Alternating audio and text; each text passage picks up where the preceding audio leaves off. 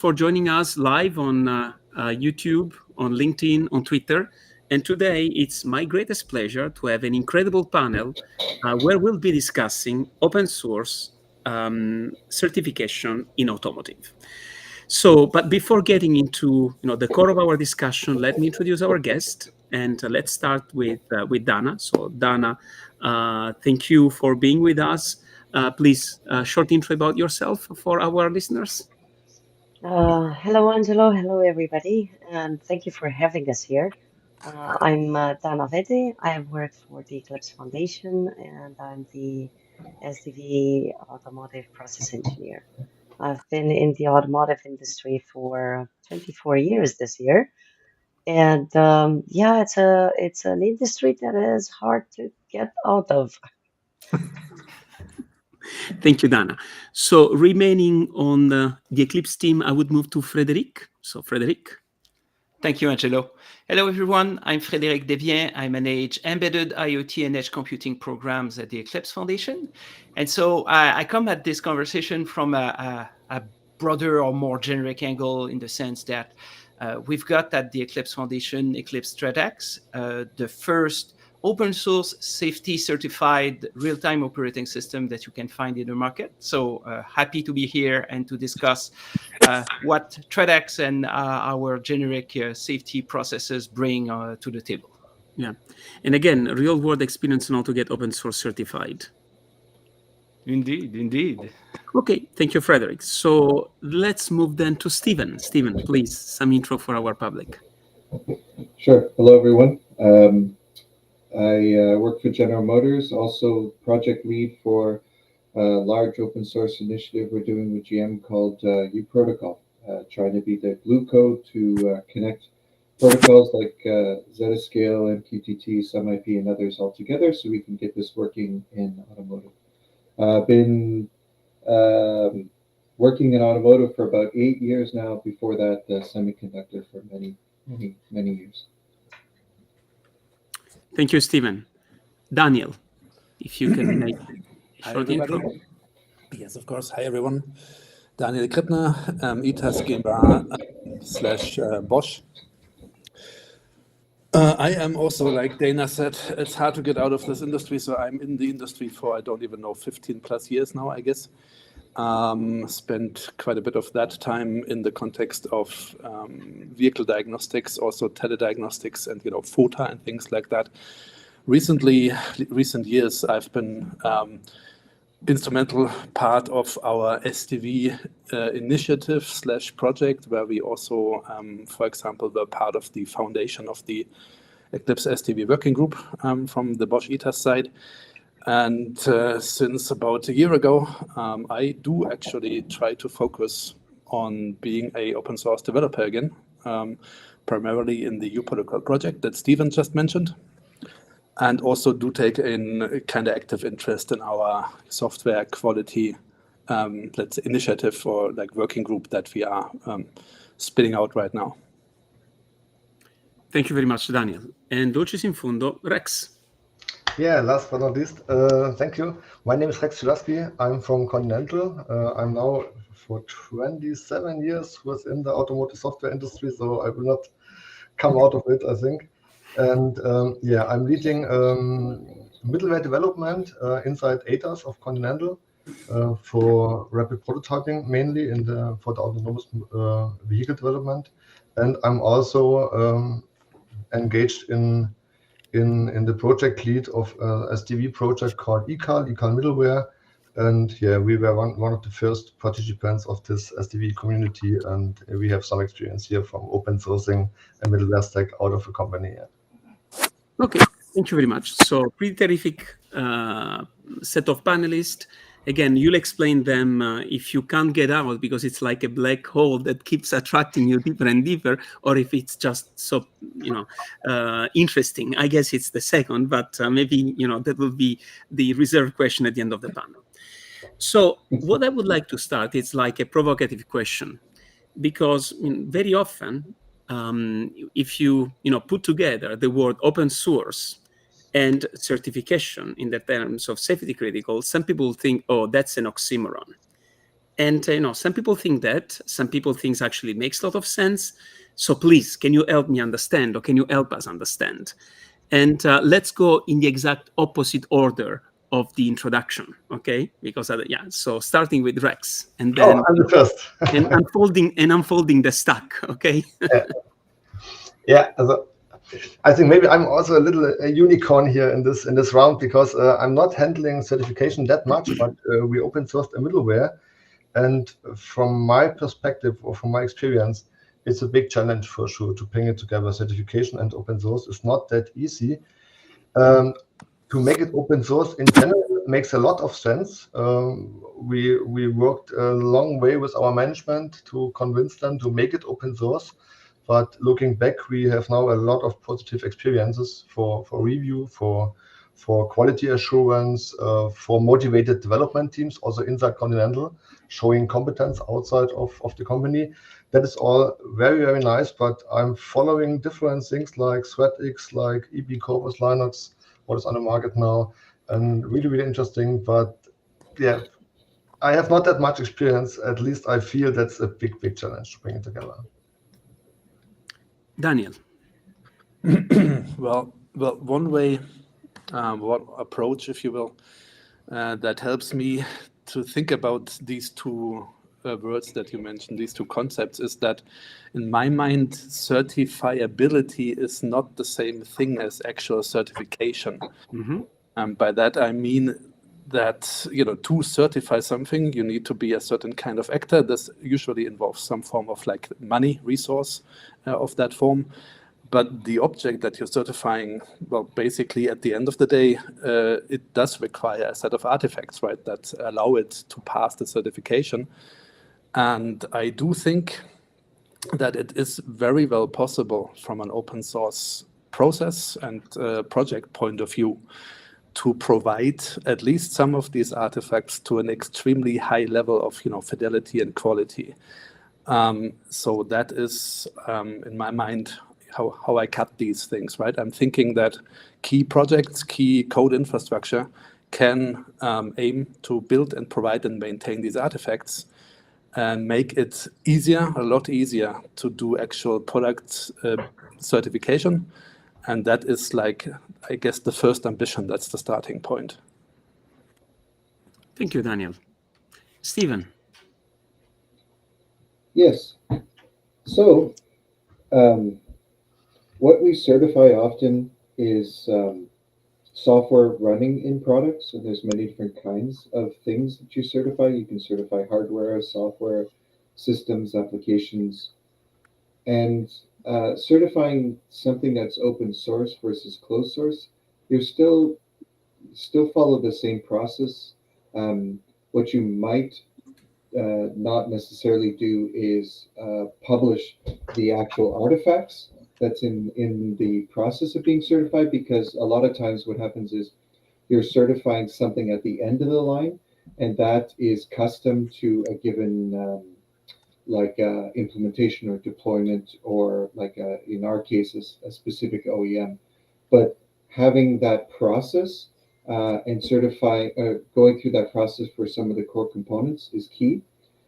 But in order for it to be successful, you really need to make sure that you don't branch or fork code bases, because if you do that, then what is certified lives on the side, and then what everybody else uses is still something else, which is a snowflake. And snowflakes is where it gets very dangerous. Not dangerous, but it gets problematic, because you don't get all the benefits back into open source.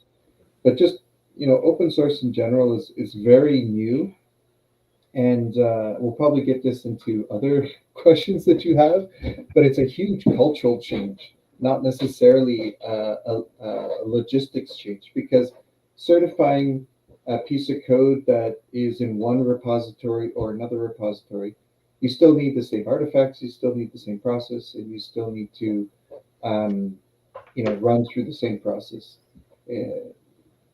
Nothing really changes if it's open source or not. Okay, thank you, Stephen. Frédéric, what's your take on this? Yeah, I think Steve is perfectly right and hit all of the right notes there, in the sense that I would say that open source essentially is a production model. It's a way to pull resources together and make sure that you decrease risk and reduce time to market by working together on a code base. So from a process perspective, and Dana, I'm sure will have a few things to say about that, but there's nothing special about what we are about to put in place to support, for example, the Eclipse ThreadX project. At the same time, I think what's interesting, and I'm taking once again the ThreadX perspective here, is that in our case we've got IEC 61508 and ISO 26262 certifications for that code base, and they were pre-existing. So ThreadX was a commercial product before that has been contributed recently by Microsoft to the Eclipse Foundation, and essentially. We inherit those existing certifications, but then we have to maintain the certifiability of the code base. And as we dig deeper into what that means, then what we realize is that from a process perspective, as Steve explained, you don't need to do anything special, which doesn't mean at the same time that it's easy to keep a code base certified. And from our angle, this means we'll probably have to accept pull requests into that code base a higher bar than the typical requirements we have on other Eclipse projects, where typically, after a code review, and if the code compiles, you can merge. In this case, we'll have additional documentation requirements. But at the same time, this means we'll be able to continue to offer our certified code base to the open source community. And this, of course, is not the full story, in the sense that we want ThreadX to be a very generic real-time OS that applies to automotive, of course, but still apply to home appliances, to trains, since we have certifications for that, even healthcare devices, that's the same. And so from that perspective, the safety manual that we produce for ThreadX is something where the system context is very generic. You run the test suite on a Linux environment on your laptop, in the case of ThreadX.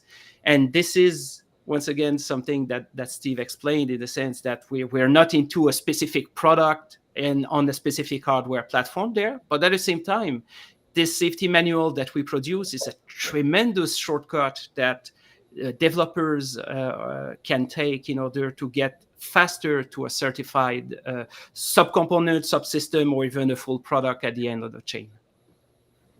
Thank you, Frédéric. Dana. Well, there's very little for me to add to what my predecessors have said. So again, I fully agree with what Tanya, Stephen, and Frédéric have said so far. What I would add is, and if I may, Angela, this is going to go a little bit outside of your initial question. I would add the fact that people are still afraid of open source, because they probably feel that open source is an uncontrolled environment. And I'm here to say today that is not true. Open source doesn't mean uncontrolled.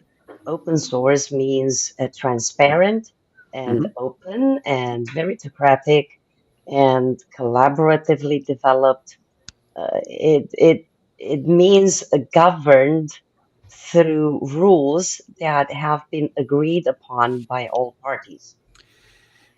I think you raise a very good point, right? Because some people think that open source means a complete bazaar, right? Lack of governance, everyone does which is the actual opposite. It's a meritocratic governance, but usually there are very strict rules. And just to give an example of something that somewhat surprised us, it's common practice in open source project to have pull request, right? And unless committers review the pull request, one or two committers, depending on what the pull request is touching, nothing gets merged unless the static checkers passes the CI, but nothing gets merged. And this is usually what we do. For instance, for the open source project, we run at ZettaScale within Eclipse and so on and so forth, but it's not necessarily special about ZettaScale. It's a common set of good practices in open source.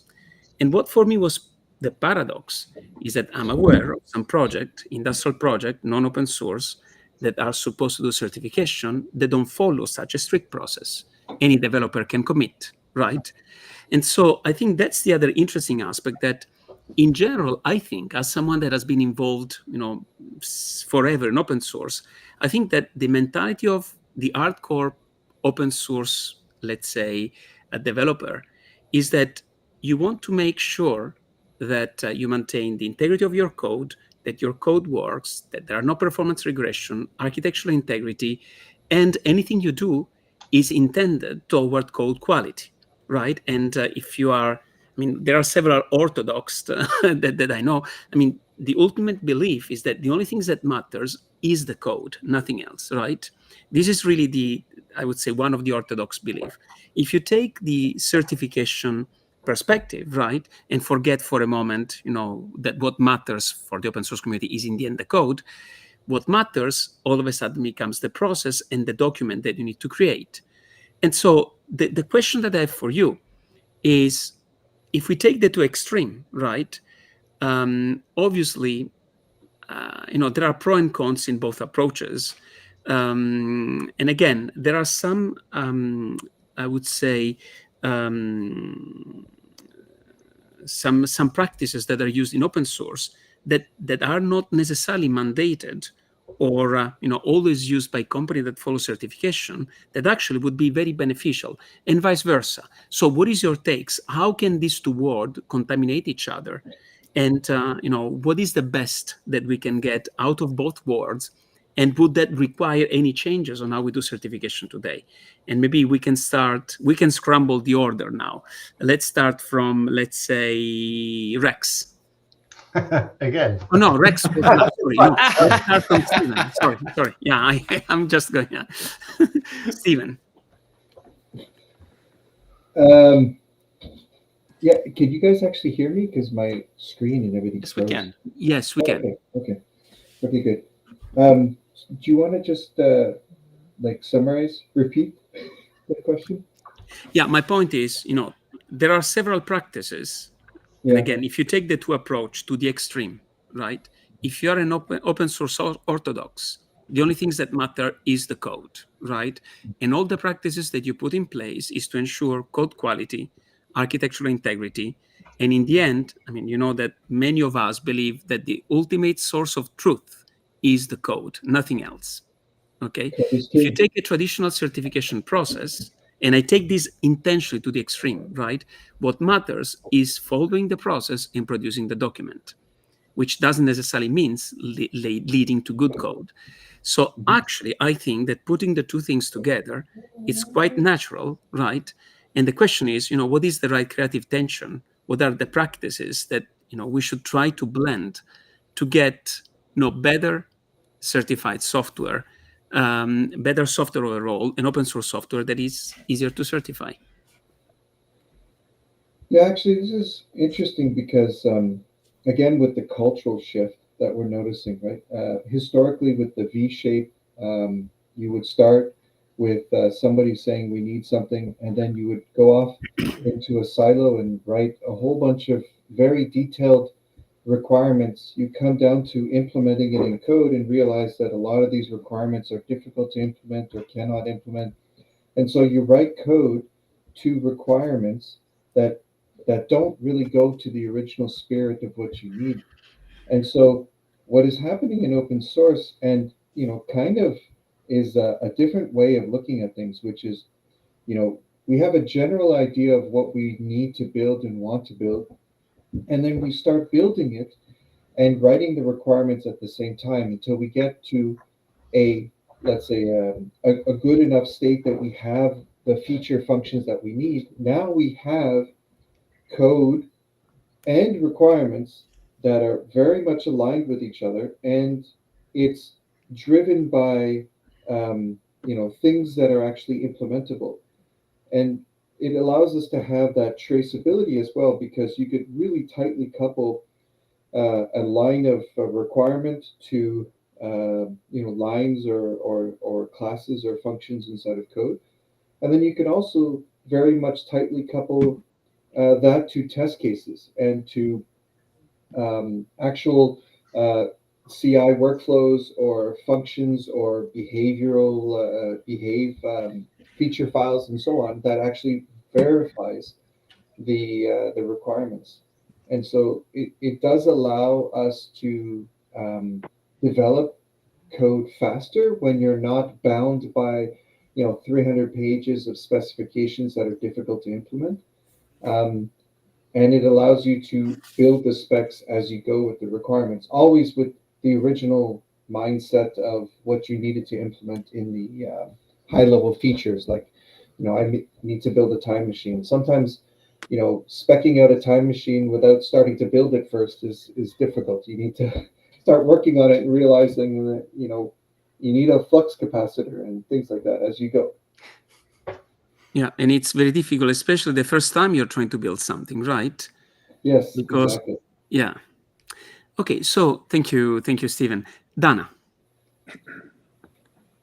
You hit the nail on the head to put it like that. So yes, these two worlds can be contaminated one by the other. And yes, Stephen also is on a very good track over there.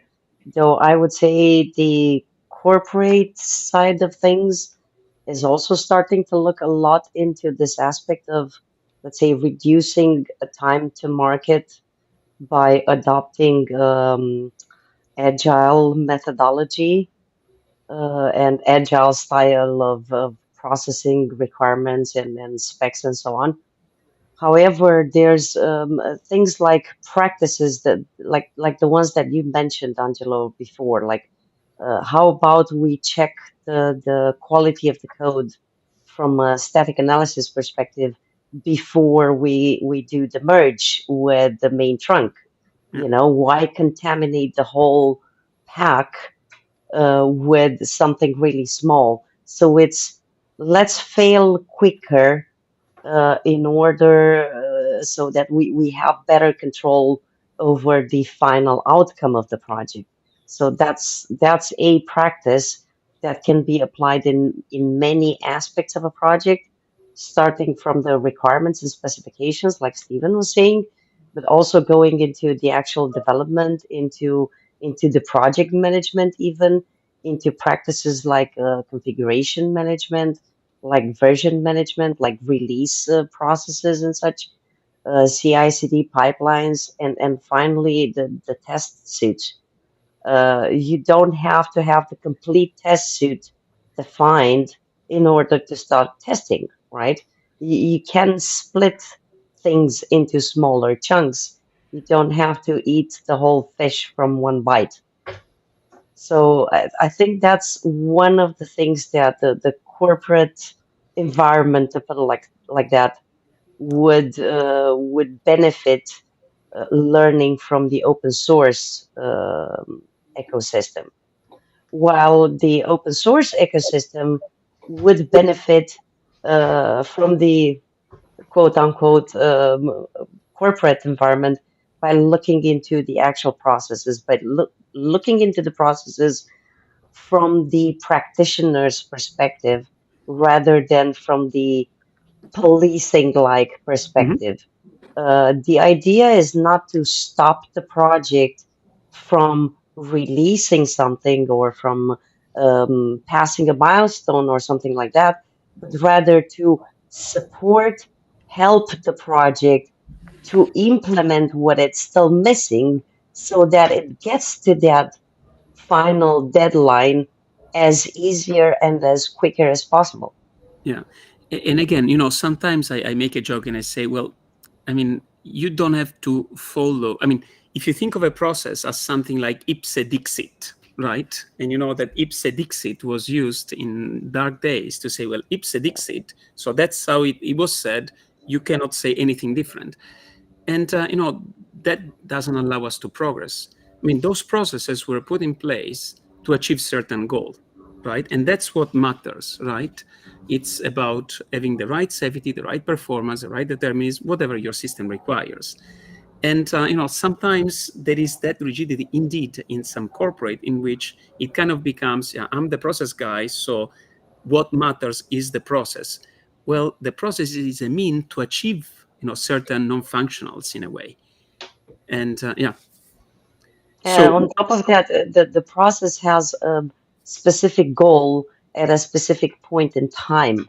It's not just this project is intended for production or is intended as a tool or whatever else, but rather, is this project good enough for now, rather than is this project good enough to put it out there on the market. So there's different goals depending on the timeline of the project as well. Yeah. Okay, I would say let's move then to Daniel. Yeah.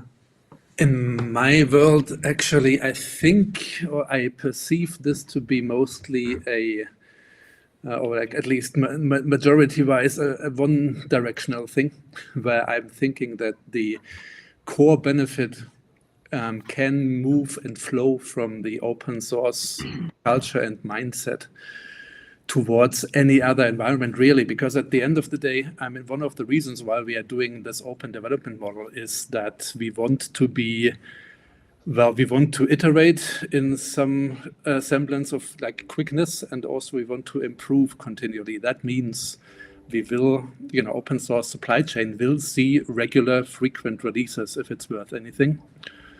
And that means that anything that pertains to the product integration of that release, that will repeat frequently, whatever the cadence is, once a quarter, once a year, whatever. But the point is, we're not talking about a one-shot monolithic thing, that we designed and built and certified, and then we sell it and then we're done. We're talking about making this repeatable. And so we're talking about making that repetition as efficient as possible cost-wise, right? And that's where we get to the point where at least, good developers, and let me call them good open source developers especially, in a public mode of working and like talking with each other, these guys just don't repeat themselves, and they don't like to do things that are useless, and they don't like to do things that are, of a one-shot use only. That means if the requirement, the need is to produce a certain type of artifact along with the code, well, then that culture is very likely, to come up with a way to make that artifact, to automate the creation of this artifact as much as possible, to automate it to the highest degree of quality that's possible, and in general, do it properly, right? Because everything else, at least in a well-led and established community, everything else is likely not going to pass muster. And so I'm thinking that, again, probably not everything, not alpha to omega, but a lot of the baseline things that go into a certification process, if you really want to be like comprehensive and thorough and efficient in creating and maintaining them in, alignment with the actual code, which is the truth, then I think the source for getting that, good, and that's going to be some open source model and context. Very, very good point. And we'll get back, because I think you're raising an important point. So we'll get back to a question we'll address right next on which tools are potentially missing to help precisely automating some of those phases. But Rex, what's your take on this? Yeah, good points that were made here. So from my perspective, open source is not the solution. It's not improving things out of the box because it's open source. But of course, what my experience is here so far is that if you develop something in such a community, like in the SDV Eclipse community, then you are not working in a company internal bubble and have these specific tools, these specific APIs, specific workflow, or maybe a bad workflow, maybe. But you are completely transparent. There are processes, they are maintained now by Eclipse, for example, so there's a professional team behind. You can concentrate on this open source development at the beginning. And if you something share, if you something improve in your process, then it's for the whole community. So you reduce the overall effort for sure. That is one point. And another thing that we also figured out in the past when we developed first internally all these middleware stack software parts. If you want to easily share, or if you want to work together with another company just to share the work, it's complicated because it's an inner source product. You need to have some whatever NDAs, things like that, and this is by default not needed in an open source community. So you see the APIs from the other ones. You can integrate something. You are in a kind of contest with the other projects, and that's all good for the quality. And it's fully transparent, so you cannot tweak something in your process. Yeah. Frédéric. I think after hearing everyone, there's one fundamental insight here, in the sense that, the ones that will actually bring those open source practices and those industry best practices together are the committers working on those open source projects, because they are the ones in the middle that are empowered by our processes to essentially drive their project in the direction that they feel is the correct one. So in other words, we have a development process at Eclipse, and Dana is working on our generic safety process.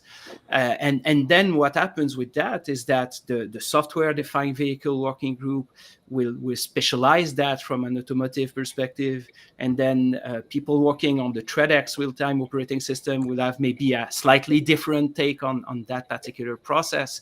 And of course, we are a CVE emitter, we have a cybersecurity process, and we have all sorts, an IP process for the code provenance and software bill of materials. And we put all of those tools and processes at the disposal of our community members. And then it's up to them to leverage those tools inside the framework that we provide. But we don't, Dana and I don't have authority over the various SDV projects. I don't have authority over the ThreadX project. It's really the project lead or set of leads and the committers that decide their direction and really take action according to the processes. And so the key there is to have great contributors, people that are deeply knowledgeable about the industry, and bring that knowledge in service of open source processes and leverage them in order to reduce time to market and drive code quality up. And well, listening to all the people on that are not from Eclipse on this webinar today, I can say that we are in good hands at the SDV working group, given the collective knowledge I see here. Okay, so there is 2 points that I would like to touch. So let's do that in order. The first one is the following. So I was recently, I don't think any of you was in that meeting in Brussels, but there was a meeting in Brussels organized by the European Commission on software-defined vehicle and open source. And obviously, there were people coming from different backgrounds and also some people from certification authorities. And it was, to my greatest surprise, to learn that they think that the process that we're using today and some of the recommendations are out of their time. And so I'll give you one example, because I was sharing some of the frustration that we had in our team when facing, for instance, MISRA C. Okay, so an example, MISRA C is today something that, depending on your take on it, but you should follow those rules to certify C code. But actually, and that was our argument. So we got into some, not endless, because in the end they were resolved. And so listen, I'll express my story to then get to the conclusion. But we read the MISRA C. We looked at some of the changes that were required in part of our code and said, that's going to make our code less readable. That's not good, because less readable code means more brittle code that could hide bugs, which is precisely what you want to avoid, right? And you want to avoid for a quality code, you want to avoid because, that's not good for safety and so on and so forth. And so then when discussing with experienced people that, have been there, done that, quite a bit in certification, I tell you, yes, because in the end, if you are an expert and you tell me that for that, your code, these rules shouldn't be followed, and there is a good reason, you do a justification. So, and then, we have been now working on certification for some time, but we don't consider us as veterans, far from that. But we are starting to learn that there is a lot of actual experience that is required to properly interpret and understand how to apply those guidelines or those certification standards. And that's my question. I mean, do they need to be updated? Do we need really people to be interpreting that, or should we use more automation, right? Perhaps updating some of those guidelines that have been around forever, right? Some of them are not even including some more modern language. So what is the gap? What do we need to change? What is missing? If you had a magic wand, what would you like to see? And in this case, I will start this time with, let's say, Rex. Yeah, that's a very good question. So, from my perspective, I think you mentioned Misra and these different kind of ISO levels and a lot of documents. These documents are incredible, big documents to read and understand. And I think we all talk about the software-defined vehicle, and this is a hyped hashtag, and this is a coming up topic in the last, I don't know, 4, 5, 6 years.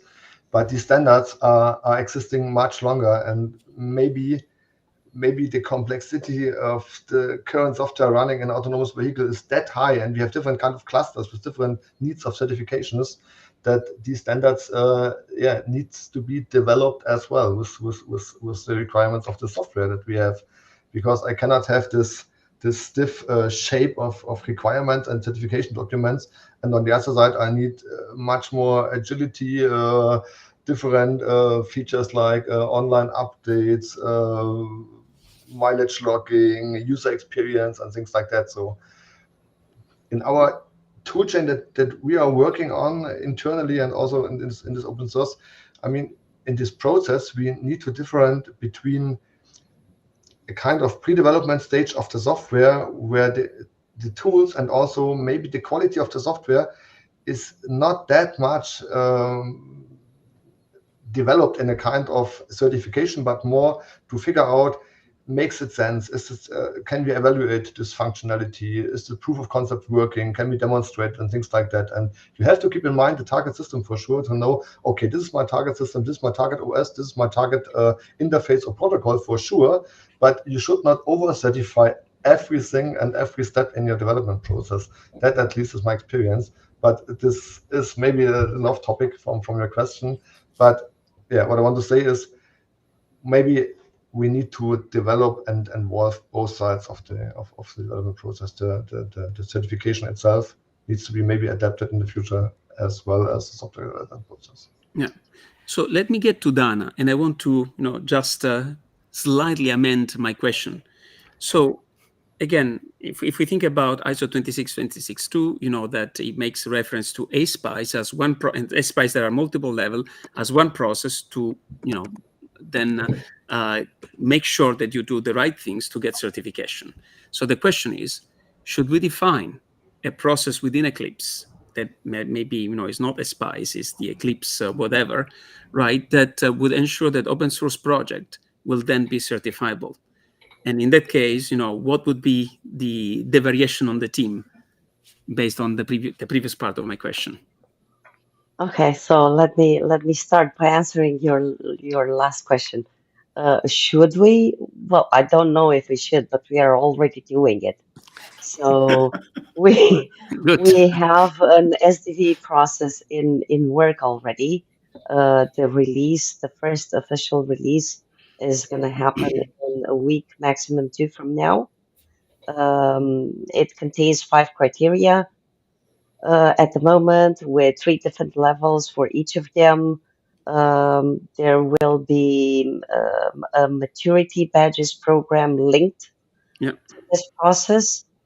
These badges will be awarded through evaluations based on this process.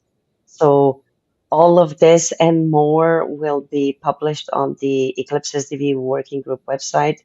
So the audience should keep a close eye on that for upcoming weeks for new information.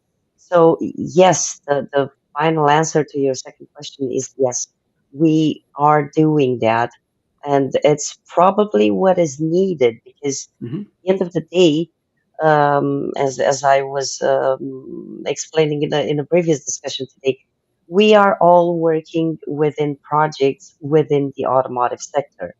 What is very specific for the automotive sector? Well, in order for the vehicle to be out there on the street, it needs to be certified.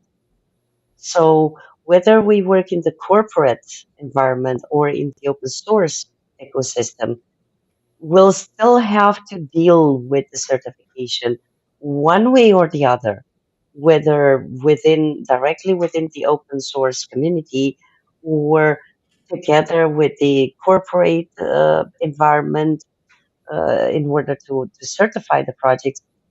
Those certifications will need to be obtained eventually, or else the product will not end up on the street.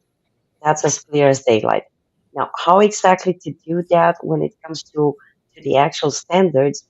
Well, yes, some standards definitely need to be updated, and probably not going to be applauded by many today by saying that even ISO 26262 could use a little bit of touch here and there to make it more understandable by the actual practitioners. Mhm.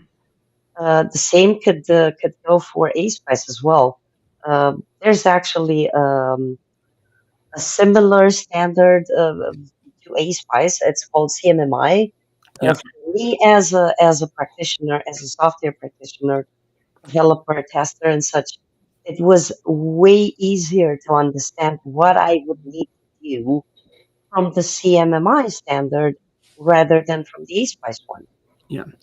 However, they both express the same thing. And when it comes to tools and standards like MISRA C or MISRA C++, nobody says that these are the law and that if you go 100% by what they say, you're going to achieve perfection, or that if you go a little bit aside, you're going to be really crappy with your product. It also takes us to use our brains in the context.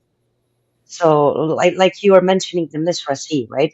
There are Mhm. certain rules in there that do not apply in certain contexts.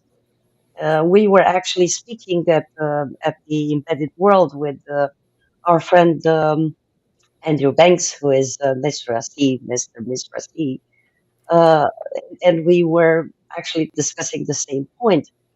People are trying to achieve everything, but it's not really meant to be. Yes, but then what is the problem, right? That there are tools, and sometimes they say, "Oh, show me your report," right? That's the problem when things become procedural and you don't look into the details. But at some scale, it Exactly. gets much. And again, we always get to the same problem when it becomes very procedural, and you forget that it's not about the procedure, right? But it's about achieving certain goal with the recommended. Yeah. So I think that the problem is always the same. So yeah, indeed, good point. And by the way, for the people listening that don't know what CMMI is, that's actually the capability maturity model. It's very much used in aerospace and defense. And yeah, it's very similar because also there you have roughly a V model, and there are, out of my memory, 5 levels, right? Yeah. Well, at the end of the day, just to conclude on these two questions, I think it all brings us back to collaboration. Because if you keep things very procedural, like you say, Angelo, then you might cut the wings of a good engineer, a good practitioner that has a brilliant idea and puts it into Mhm. practice just because you want to be very procedural about things. But on the other hand, if you don't follow certain rules, you might put a product out there that could endanger a lot of lives. So the I truth agree. is always somewhere in the middle, and this can only be achieved by collaborating. So by bringing closer the practitioners with the auditors, with the certification bodies as well. Yeah. And I think, it's very important to recall why you're doing something. I mean, there was something else frightening that I witnessed a few months ago around MCDC coverage, right? I mean, yes, you need 100% MCDC coverage for certain level of certification. but it matters how you get it, right? Because there are ways of getting 100% MCDC coverage that don't prove anything about the correctness of your code, beside the fact that you're covered all branches. And so that's always the problem. Anyway, so let's continue, because I think we could remain on this for hours. Let's move, let's say, to Stephen. No, because I had 3 points that I was thinking of Yeah, trying go. to jot down as you guys were chatting. One on this topic, because my ADHD, it's hard for me to remember and focus. But I don't think I've ever in my professional career gone through or witnessed a certification process that doesn't have waivers. So you will never be 100% compliant to any certification that will ever exist throughout history of mankind, because they try and come up with a process to say that this is the best practices, but you will always have some slight deviations, whether it's a hardware, a software, a system, an application, an entire vehicle. It will always have waivers. And so given that, and given the indication in my mind of where things are starting to deviate, is where the number of waivers start growing. So if a lot of companies are constantly getting too many waivers, then it either means that everybody in the industry and the companies are getting it wrong, or the specifications need to adapt. Yeah. And since the specifications are trying to capture best practices change over time. But it's super critical for us to have these processes really for a sense of accountability and for safety. So if you do get a waiver for something, then it usually means that the overarching community or industry states that you should be doing something, but we want to deviate a little bit.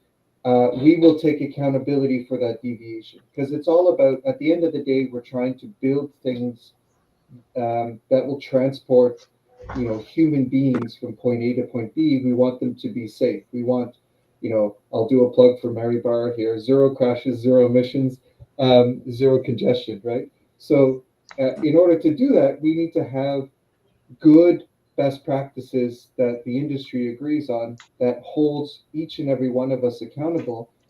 And I think what I'm noticing, this is a complete deviation to the question, is that the open source is really pushing that accountability all the way down to the individual contributor who's committing code, and which is very different from a culture of past where the accountability was spread off of many different individuals in bringing things together, and we would only catch it at the end when we certify.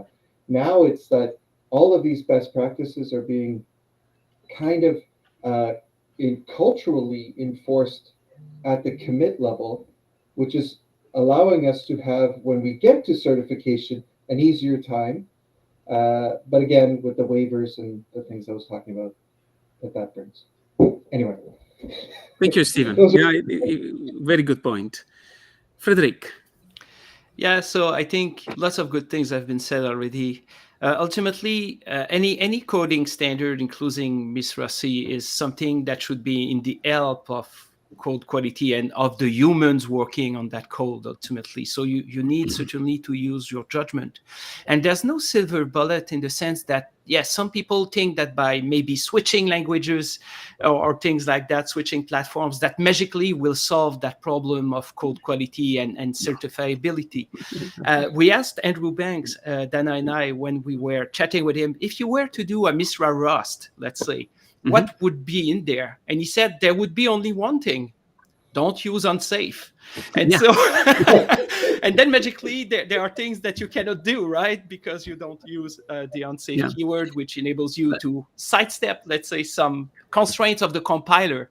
And ultimately, all of that debate is a bit meaningless when you think about the type of hardware that we run this software onto, even if your software is purely perfect. Today's processors are multi-core, out of order. They do speculative execution for branches and things like that. And so all of that means that the actual thing that will happen at runtime is not always predictable because of the hardware that we are running those things on.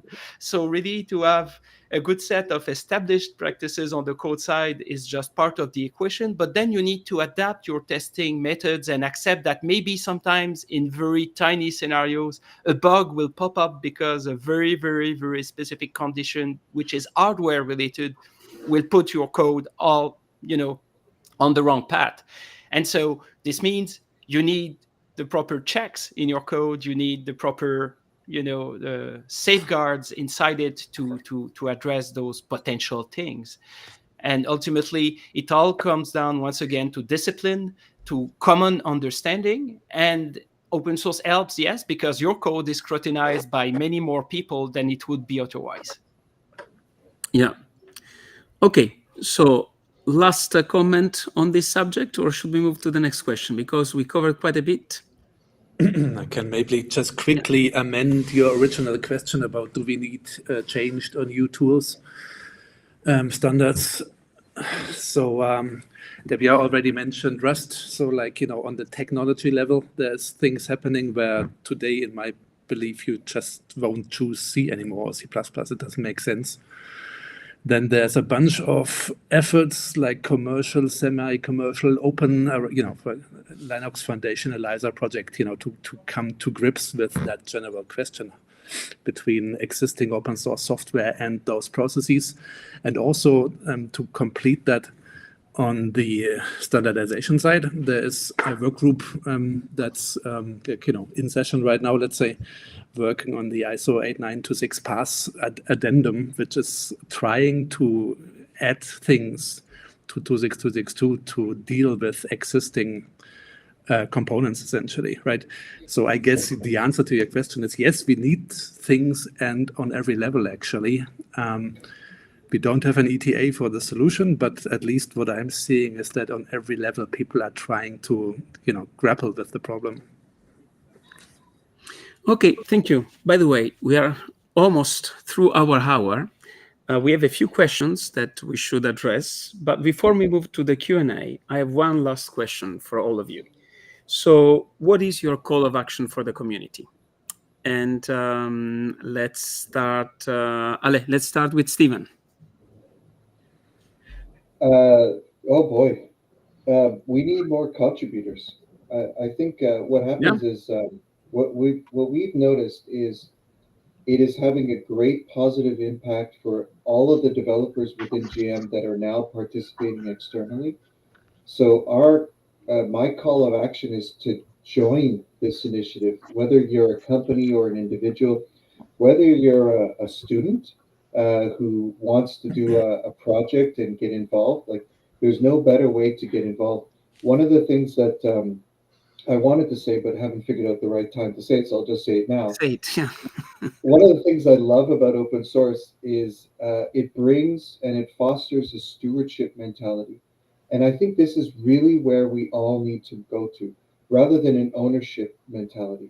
And it's very different if you do the dictionary lookups, because stewardship, we don't own the code. It doesn't belong to me. I am not the owner, because when it's a steward, you're working collaboratively together, and the foundation owns it. Our customers own it. We don't own it. And so you want to, it allows a lot more people to jump in and help out. If somebody contributes, I will be more than happy when someone comes in and does something for us, versus the ownership mentality of, it's mine, don't touch it. I don't want you to play with it. So the action for the community is really jump in and help out. I mean, we're looking for a few good men and women for uProtocol, but for any open source project in Eclipse. Yeah, and I mean, very good point. Indeed, it's a common good, right? That's really what it is. And we'll get back on that point. Okay, Dana. I'm gonna go on the same line as Stephen, and I'm gonna say to the public today, dare to join us in the open source community. Dare to become accountable. Dare to speak up and express your ideas. dare to make mistakes in the end. That's how you learn. That's how we learn, absolutely. I mean, right? And we always forget that. I mean, let's recall that, walking, it's super. I mean, some people don't realize how complicated it is to walk. How did we learn? Just because we were falling, right? That's how we Exactly. learn. Yeah. Daniel. Yeah. Can buy into what you just said. I spent most of my days making mistakes. Fix them in the rest of those. Fix them in the remaining time. But yeah, call to action. I mean, also from the point where I'm standing, Eclipse Foundation, our SDV project, specifically the little work stream we have going around what Dana mentioned earlier, the software quality. Join us there, because this is right now the kind of where you can essentially meet up those two worlds, right? This is where we try to actually forget the the theory and all the thousands of pages of documents and figure out what actually can we do, what actually should we build, what's really needed to get the processes and the automation up to speed, to enable our code bases to become certifiable at the end of the day. That's what we are beginning right now. So this is where we can use, I guess, almost or every contribution, every input, every line of code, every idea. Yeah. Well said, Daniel. Thank you. Rex.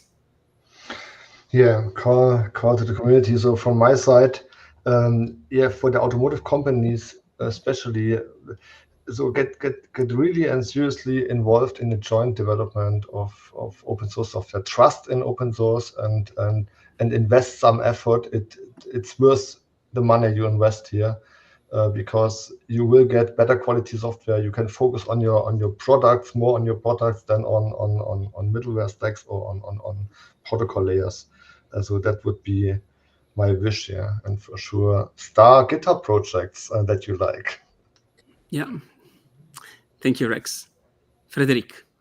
So, of course, like the others, I will say, please don't just consume open source. Please contribute, participate, and support those communities with developer time and money as well. Because, for example, safety certifications are expensive to get. We need money for that. Yeah. And more specifically, from my angle, if you want to see an example, and we have a question at the top of the chat about that, any open source projects that planning to be certifiable or get certified, we have plenty of projects that are planning to in our SDV ecosystem.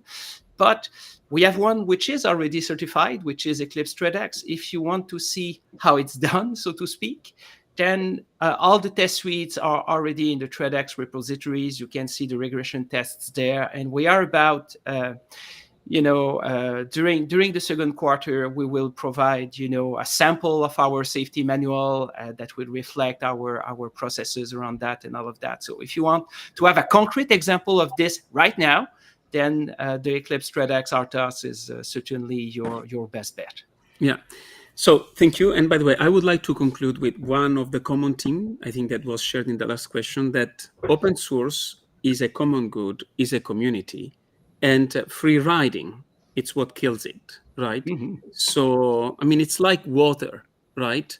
Or like trees. If you see trees and you just cut them, but you never plant them, right? Or fund people to plant them, eventually you will remain without trees, right? So it's a common good, and I think a sense of responsibility should be there. Because if you just are a free rider, I mean, that won't be around for too much. So, no, absolutely joining back to you, Frédéric. That means contribute back, right? Start the repository, as some of you mentioned. Help giving visibility, and why not fund? Because there are lots of, I think, the combination of big and small companies is very important, and you want to have all of those partners involved. So thank you very much. It was great, this 1 hour flight. We have a few questions, so I'll go through them, and I will just put them on the floor, and some of those you will self-coordinate on how to answer those. So the first one was directed to Eclipse, so from Joaman, asking whether the Eclipse Foundation can help open source project achieve or obtain certifiable artifacts, which is different from obtaining certification, right? But it's a precondition too. If I may, I will answer that. Go ahead. Yes, Eclipse Foundation can and is already working on doing that. Within the Eclipse SDB working group, we are building with the community an SDV process that has the exact goal of getting projects closer to being certifiable. Okay, there is another question, which is, I think it's to a very important point, which essentially says, okay, so can following certification and certification go hand in hand with rapidly evolving tech landscape? Right, because, and again, this is one of the problems that you have also, not just with evolving technology, but as soon as you have certification and security, right? Certification requires don't change anything, and security is change all the time because you want to yeah. So how do we deal with this tension? Because either of us asking the question, evolving technology landscape, or because of having to deal with security, and as we know, with connected vehicles, that's indeed is a subject. Maybe just quickly tying back to, I think, my first comment earlier. This is where, for these pieces that are under that tension, where we need to get the cost of certification down, right? This is why that process and creation and maintenance of those artifacts needs to become a lot more efficient. And again, I believe that the open source culture mindset process is very likely the best way to achieve that. Yeah. So getting to CC, continuous certification, right? At least continuous certifiability, right? You can still choose how often you actually put in the money, but you could do so whenever, I guess. That's kind of key. And then the question is, should you put, but I think that's another point, right? Yeah, absolutely. Other question is, any open source project that is planning to be certifiable or get certified? Yeah, and we mentioned already ThreadX from my angle, but Dana, I think in our SDV ecosystem, we have already a few that are thinking about it or lining up. Yeah, we're hoping new protocol will be used in that environment because we have every intention at General Motors to use it in our production environments for our vehicles. We shipped a version of it in our current vehicles for certain use cases, and then as we want to extend it to other use cases, it involves a lot more scrutiny and requirements for certifiability. So we are ensuring that we provide all of the documentation, material, and so on. And additionally, we're trying to treat the project as if it was already a specifications project. So there is a test compatibility kit and suite. There is a whole bunch of different specifications and other things that we are all linking together with the code. Well, what I love about this is we're learning how to do this at the same time as doing it, because obviously GM is not a huge open source company. We have 5 other companies that are helping us, like ZettaScale, and we're learning from things that Microsoft did with ThreadX, with other projects did with others, what the Eclipse does for other specifications projects, and so by doing this all in the open, it's we're actually learning that process so we could make what we do certifiable. Yeah. And one thing that I discussed with your team, Angelo, of course, ZettaScale is the originator of the Eclipse Zeno project. And in Zeno, there is the Zeno Pico implementation in C, which would be a good fit to run on the top of the ThreadX kernel. So I discussed already with your engineers, maybe we can include, right now, our NetX Duo network stack in ThreadX is certified, but only the combination of TCP, TLS, and MQTT.